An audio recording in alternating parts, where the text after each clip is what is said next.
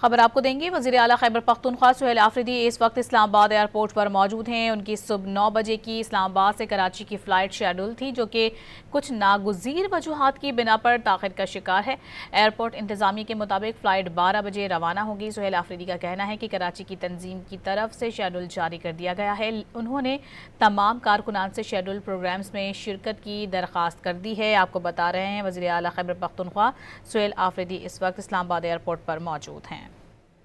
انشاءاللہ ہمارے پورے سندھ کی عوام جہاں پر ہمارا شیڈول جاری ہوا ہے ہمارے صوبائی صدر علیم عادل شیخ کی طرف سے اور وہاں کی تنظیم کی طرف سے، تو تمام جتنے بھی ہمارے وہاں پر کارکنان ہیں، عوام ہیں سندھ کی، آپ لوگوں نے ان سب پروگرامات میں شرکت کرنی ہے اور اتوار کے دن جو مزار قائد پر انشاءاللہ تعالی جلسہ ہونے جا رہا ہے، اس میں آپ سب نے بھرپور شرکت کرنی ہے اور انشاءاللہ ہم نے دنیا کو یہ پیغام دینا ہے کہ